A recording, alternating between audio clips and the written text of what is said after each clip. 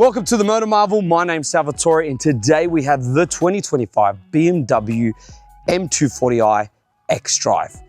And to be fair, here at the Motor Marvel, we love BMWs. And we have Nick joining us a bit later on to help you guys get a bit of an understanding of how this compares with the BMW M2 G87, because after all, this sits just below that car. It's supposed to be a more softer, more tamed, more user-friendly M car.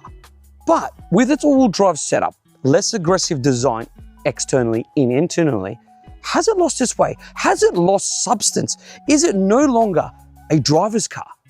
Well, that's what we're going to find out today. So don't forget to like and subscribe so you don't miss another time we make an upload like this. Let's get on to the review.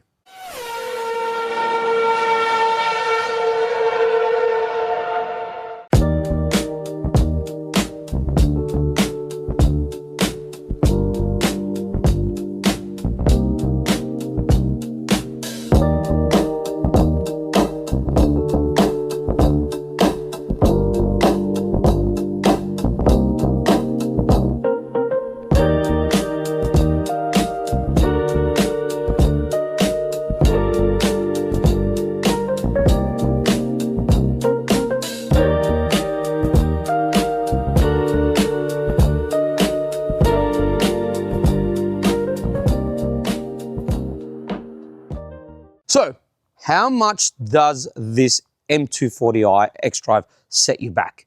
Just under $100,000 before on-road costs. And what do you get for that exorbitant amount of money? Well, you get this glorious straight-six turbo motor known as the B58. We absolutely adore this motor on the Motor Marvel. It is a phenomenal piece of engineering. It is so potent, so silky smooth, and has an abundance of modifications you can do to this a bit later on if you want a bit more power, but I don't suggest that. It is plenty. So, power output, 285 kilowatts, 500 newton meters of torque. It sends all that power to all four wheels via an 8-speed automatic transmission, which allows this BMW M240i xDrive sprint from 0 to 100 in 4.3 seconds. But don't take BMW's word on that. They like to fib when it comes to the numbers. Honestly, I would say 3.8, 3.9, because it is rapid, which you'll see a bit later on.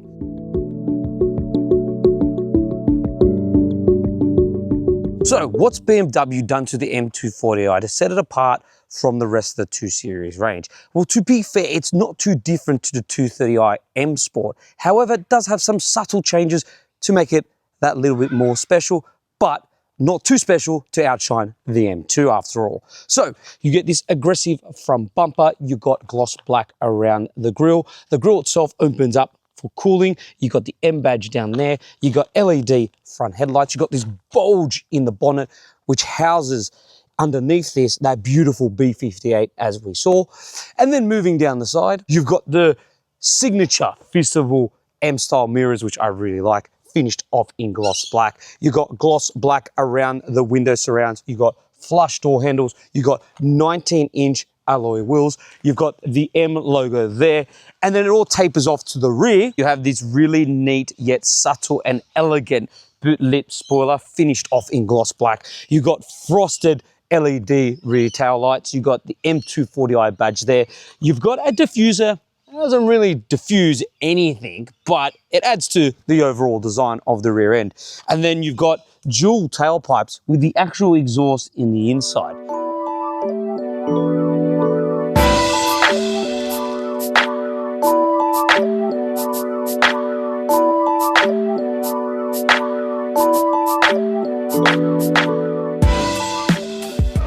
Let's have a listen to what the B58 sounds like.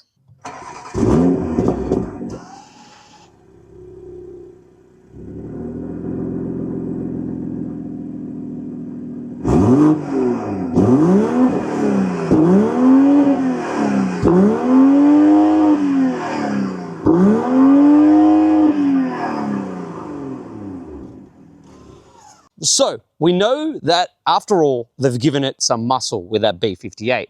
But what else have they done to accommodate that engine? Well, let's go through it. Its all-wheel drive system is rear-wheel drive biased. That means it can send 100% of its power to the rear wheels to give it that rear-wheel drive feel. It also comes equipped with a rear limited slip differential, which enhances cornering behavior and reduces understeer. Up front, you've got 348mm discs with 4-piston brake calipers, and as for tyres, you've got 245/35 Michelin Pilot Sports, and the rear tyres are 255/35s, and as for brakes, well, you have a single piston brake caliper with a 345mm disc. It also has a 9mm wider track at the front and a 4mm wider track at the rear over the standard 2 Series for better weight distribution.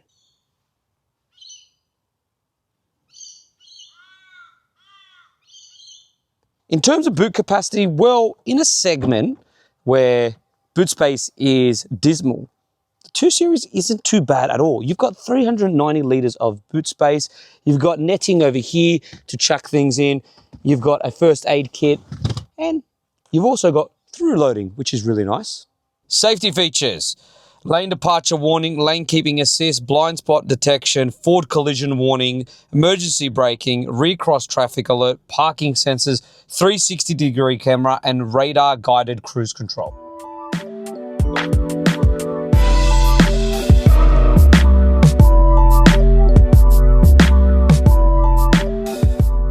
Like the exterior, guys, the subtle things done to this car make it feel a little bit more special than a base model 2 Series.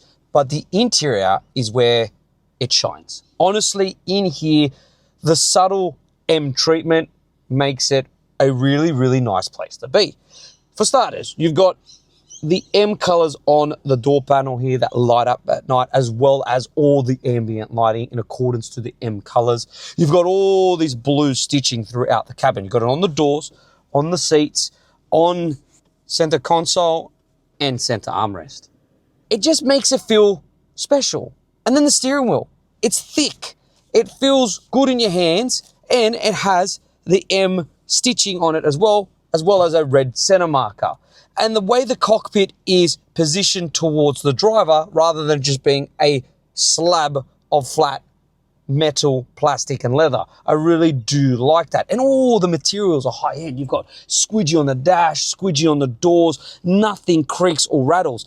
It is typical BMW design and build quality in here. I absolutely love the way they've designed it, because it does. It feels a bit more special than just a base model 2 Series.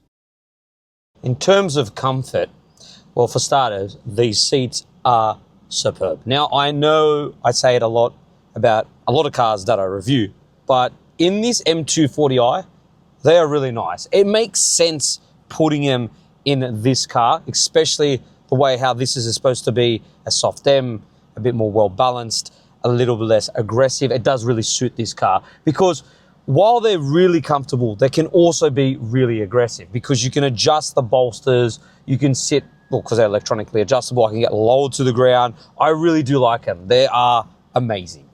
Then, in terms of climate controls, well, you've got dual climate controls, you've got heated seat options for both outboard seats, and you've got a heated steering wheel. The only thing that kind of worries me about the climate controls is the vents, how you open and close them and adjust where the air goes. This thing, over time, I feel like is going to break, and it just feels flimsy. Now, with the climate control functions, you do need to operate it through the infotainment screen like all modern BMWs, but it's very easy because the panel is always on display and never disappears. So getting to it is quite simple. In terms of tech, well, you've got BMW's signature curved display, which we've seen on all modern BMWs. It just works really well. So you've got a really clear and crisp digital driver display, you got a head-up display, you got a very user-friendly infotainment screen that has Apple CarPlay and Android Auto, which is wireless, and it is touch sensitive. But if you don't want to touch it, you can use the swivel wheel down here. One thing to note on the swivel wheel, which I really do like, it's got this crystal effect, which we've seen on more high-end BMWs. It's nice to see it in the M240i. It makes it feel a little bit more classy, which I do like. In terms of modes, well, you've got Sport, Comfort, and Eco. And again, another nice thing to see. The BMW hasn't given it too many bloody modes. There's only 3, which thank you. I really do appreciate that. In terms of sound system, well, you've got a Harman Kardon sound system that is so clear and crisp, and I really do like it. And I also love the fact that there is a physical volume knob. In terms of practicality, well, you've got a big enough door bin. BMWs are known to have really deep door bins, so that's a really nice thing. You've got a center console, which it's not very deep, this center console, but it does have a USB-C charging in there. And then you open up this tray here and you got 2 cup holders, a USB-A port there, a 12-volt socket, and a wireless phone charging station for your mobile phone. You also have a big glove box, and you have a sunroof, which is nice because it allows a little bit more light in here, because after all, everything is very black and dark in here. But let's jump into the back and see how practical that is. This is, okay, let me just say this.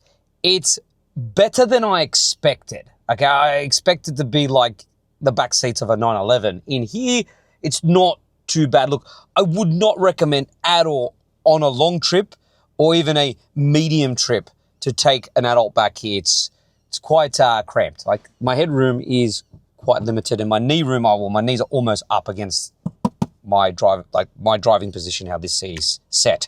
I can put my feet underneath the seat in front, and there are amenities back here. So you do have 2 cup holders here, a little tray to store your things, and 2 air vents. So if you're a child back here, it's not too bad, but as an adult, no, I wouldn't recommend it at all. But there are ISOFIX anchor points down here on both outboard seats and top tether points. So you could probably convince the missus that this is a family car. Fuel consumption comes in at 8 litres per 100 Ks.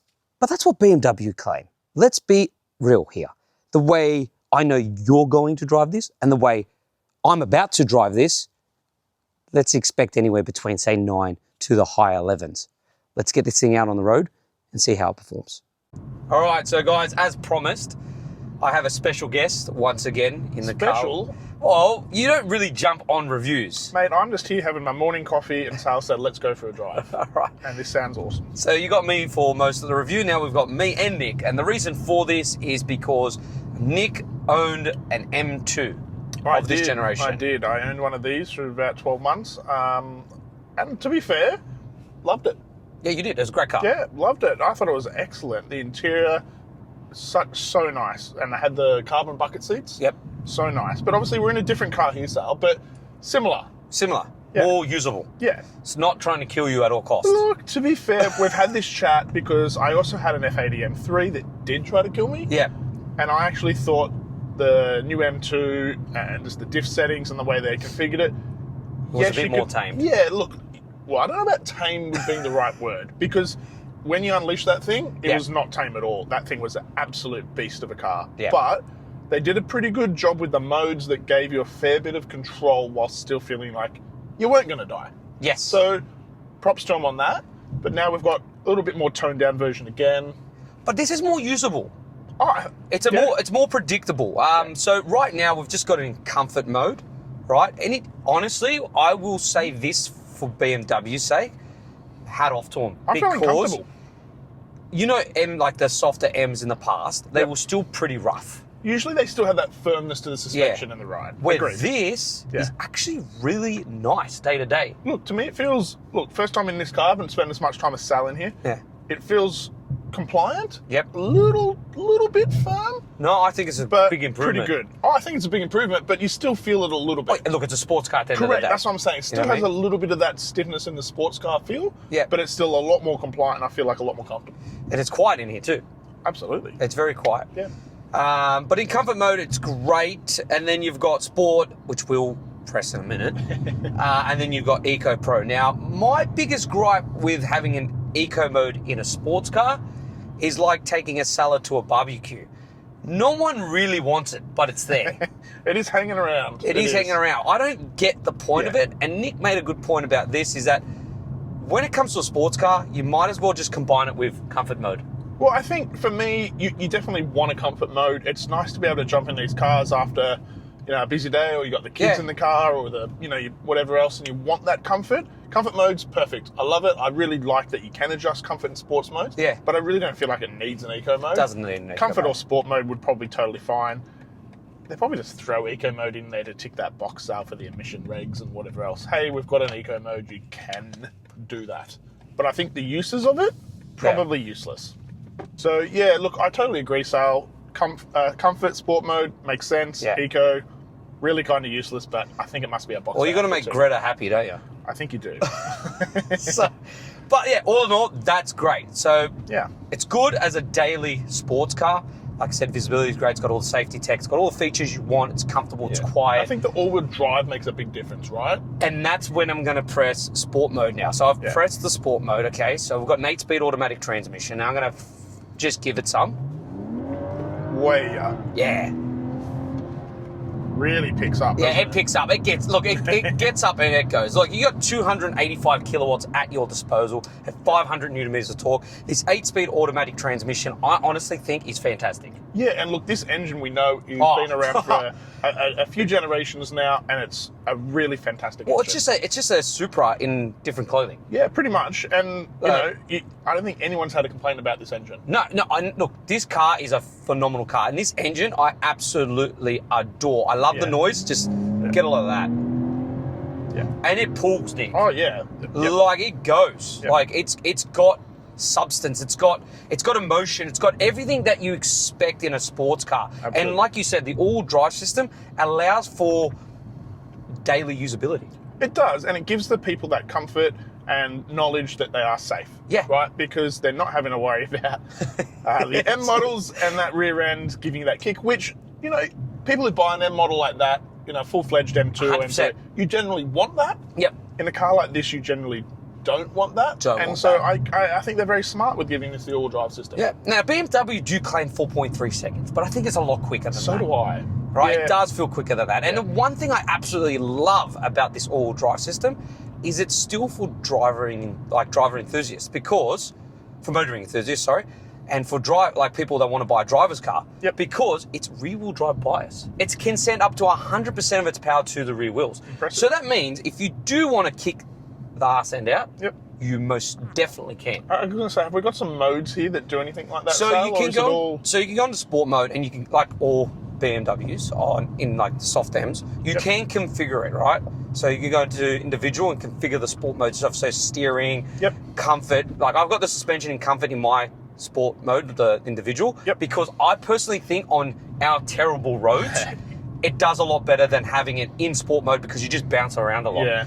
I've got the drivetrain in Sport Plus, and I've got the transmission in Sport. And I feel like that's a really well balanced setup for daily fun driving. Yeah, you can still feel the steering's a little sportier, the drivetrain's sort of kicking into gears a bit more, but you've still got that comfort with the suspension to handle our terrible Sydney roads. But yeah, I love this gearbox. Like downshift. Yeah. Sorry, I'm making Nick sick. Oh, but it's responsive. Like the automatic transmission is very responsive. Is this the ZF? Yes. It's not even a dual clutch. No, that's what I'm saying. They don't need it. The setup's in the M2 as well, isn't it? Yeah. And it was, I love that. It was a phenomenal It's gearbox. a very, very good gearbox. Yeah.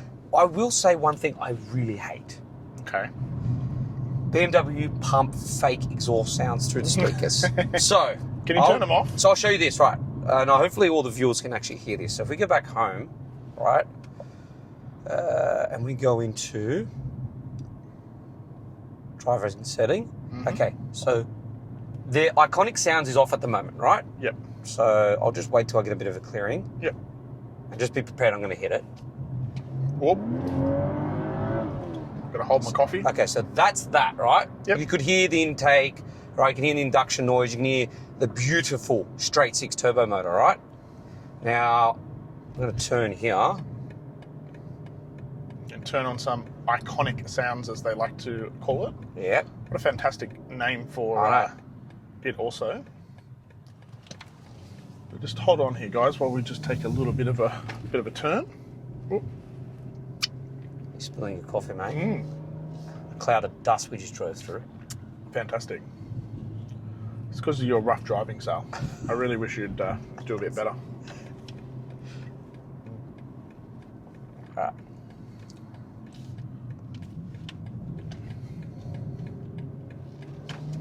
Okay, so put the iconic sounds on. You'll hear the difference.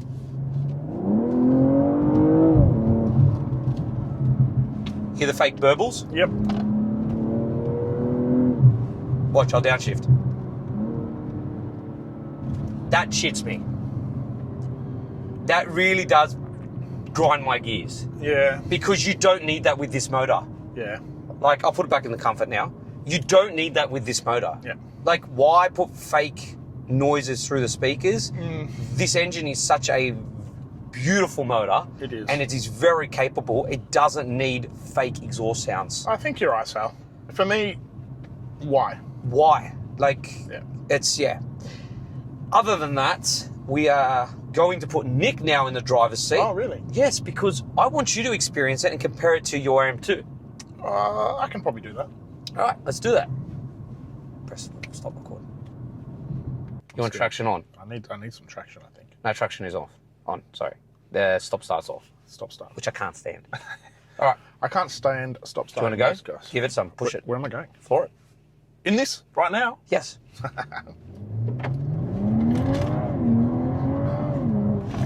See, I told you. Yeah. It goes. It pulls pretty hard. I really think they did kind of lie about the 0 to 100 time.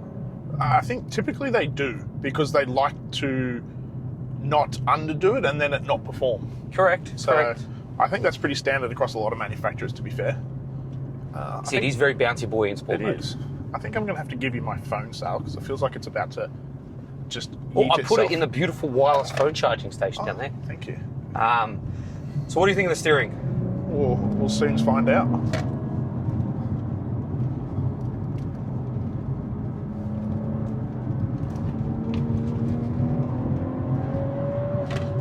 It is more manageable, Pretty isn't good. it? You can put power down without really, And you're not scared. without being concerned. I would say not scared, concerned. It's not going to bite your face off. Yeah, and I remember with the M2, it was always that managing that. Yeah. Yeah. This is like, it's like soothing. It's like touching your face like this nicely. You know? Well, the M2 is literally biting your face off. You have to drive that car. Yes, 100%. And like I said, it is predictable, this car, which many people might think is a bad thing, but it's actually a good thing because you can use all the power. Well, I think if you want something that's going to be the M2, you've got the M2. Yeah. And so this is a different offering. It's the perfect balance. It is a perfect balance. It's very mature. Yep, I would agree with you. I would quite enjoy this as a daily car. If you threw the kids in the back, Yeah. going out to a business meeting, doing this, whatever else, it's a very usable car. And the brakes, what do you think? Oh, let Four me- piston brake calipers up Look. front. Let's give it some stopping. Ready? Oh yeah, that pulls up hard. So my brain just came to the front of my skull just And there. that was probably about a 60%. Yeah. I did not give that full beans. Didn't want to throw you through the window, but it is sufficient. But they have thrown a lot at this. Yeah, that brakes hard. The M department really has, because you've got a rear limited slip differential, which Yes. you really do feel it. Around those corners, you can feel it kind of kicking in Yeah. as the all-wheel drive system and the diff Yeah. is holding you through the corners. And then as you're pulling out, putting the power down, Yeah. it's really giving you that torque and that grip to the rear. Yeah. And the dampers are phenomenal. I actually think they do a really good job of that as well. It feels sporty, yet still comfortable. Yeah. And for me, that's always a good balance. I hate jumping in cars that feel a bit boaty, Yeah. or you jump in and you're just getting hit with every bump. Yeah. It is really that perfect balance against that. I think they've done it. So my biggest question is, compare this to your M2, the G87 you had. Yeah. Now that you've driven this and you've experienced it, I would say it just feels like a more refined, tamer version of the M2, if that makes sense. It's more of the car you'd want to just drive on a daily basis and enjoy. I could see myself with the family in this a lot Yeah. more than I would in the M2. It feels, I guess, a little wound back. It's not as bite your face off when you're putting that power down. But I think they have done a great job. So my question to you is, because what I wanted to, started this review for with Yep. everyone watching, is that, do you think that it's too soft, or do you think it's just perfect? I think it's just perfect. I think it fits a really nice segment in the market Yeah. where if you don't want to go a full-fledged M2, Yep. you can wind it back a little bit. You can get that all-wheel drive system and know that you're not having to worry about it. And for some people, that's really important, Sal, because Yeah. they aren't comfortable driving. You know, the amount of people I talk to who, don't want M cars or Yeah. are worried about having an M2 or an M3 or something Yeah. because of that it's going to bite your face off. Yeah. That this brings it back to a level where you can still get a lot of those really nice features, like the dampers, the diffs, the braking, the nice little M touches interior here, right on the doors and the seats and everything we talk about. I think you're 100% right. You get all those without being, oh no, I'm in an M2. Yeah. So I think it's a perfect balance. Honestly, yeah. I came into this review going, what's it going to be like? I hope it's not too soft. I hope it's not just a really watered down M car with some sort of like power and just a bit, you know, bland. See, I wasn't the biggest fan, not saying it's a terrible car, but the M135, right? Yeah. When we had that. Yeah, you thought it was a little bit, what was it doing? It was just too soft. It didn't have anything special about it. It felt not really BMW. Yep. Where this still feels like a full-fledged driver's car. It does. It's more usable, mature, tamed. But if you do want to get a bit crazy, you can. And to me, it still has a lot of power. Like, so we just gave that thing a punch, and I just took a few corners back there, and I went, wow, this thing really packs a punch, holds on, grips. You can still have a lot of fun in this car, whilst knowing you're not going to get thrown in. No, yeah, and I completely agree with you, and that's why, look, I'll give you guys my Motor Marvel rating now. I would give this a 9. And that's high. That is very high for you, Sal. Yeah, a 9 is massive. It ticks. I really, really love this car. I've really enjoyed having it. Yep. I love the noise it makes. Yep. I love the way it drives. I love the look of it. I like a lot of things about it. There's not much to this car that I kind of hate. And when I had to do the 3 things I hate about this car, it's really hard to do that. Like, it really was. Like, yes, the climate control little knobby things feel like they're going to break off and they feel flimsy. And yes, there's no manual gearbox, which I would prefer. And I know Nick argued with me about it, that this car is perfect because it doesn't have that. And then I also said that the fact of the fake noises they pump through, you can turn it off. And that's another good thing, right? You just turn it off. You turn it off. You don't like that? Turn it off. Yeah, but that was hard for me to find 3 things. Yeah. And they were the 3 things. And most of those can be kind of, you know, well, not having a manual gearbox, like that's my personal, I love having a manual. Yep. But Nick made a good point that this car's not supposed to have one. Yeah, if you want a manual, you go the M2. Yeah. You've got the option in that car. I don't think this one needs it. So for me, that was a differing of opinion between the two of us, but I can appreciate where you're coming from. Yeah. These seats are also quite nice, Sal. I'm feeling like they're very well bolstered. They're very comfortable. in the sides, which is really nice. I'm being held in really well, but I'm not feeling like I'm uncomfortable. No, you're not. And I really do like them. Yeah. What's your Motor Marvel rating? And we'll finish it up there. Look, I reckon I'd probably give this a 7.5. Really? Not that high? Yeah. Oh, for me, I think that's pretty high. Why not a 9? I like that, but I still kind of like the bite your face off M2. See, look, the M2 to me, and this is going to be a very big one, and people are not going to like this, is a 10 out of 10. I can't see anything wrong with that car. Yeah. When you had it, that's why this is a 9. Because it doesn't have the bite your face off, and you can still get a manual in the M2. Yeah. The M2 is a phenomenal, the G87 M2. It ticks a lot of boxes. It does everything well. Yeah. There's not one thing that car does not do well. Yeah. But for BMW to bring this out for people that don't want the bite your face off car, they've killed it, they've nailed it. Yeah, look, for me, I'd say a little bit more explanation behind mine. I would say it probably doesn't quite give me that look back as much as the M2. Of course. So for me, it's just 7.5, I think, is still fair for where I think it should be. Yeah, all right. Fair. So what's my final verdict on this M240i? Being a soft M, has it gone astray from its roots of being a driver's car? Absolutely not. I'll put it like this, guys. The BMW M2 is full ADD, right? It wants to rip your face off. Then the 230i is timid and soft. This M240i is the middle child. It's the more mature and sensible car. Honestly, the power that it has, the way it's set up, it can be used daily and enjoyed daily. I'm absolutely blown away with this M240i. It has definitely not lost its roots. It is definitely still a driver's car, but it is usable. And for that, like you were watching the driving portion, I gave it a 9 out of 10 Motor Marvel rating. So if you're looking for, to be fair, the best daily sports car, the M240i is the car for you. Honestly, I absolutely love it.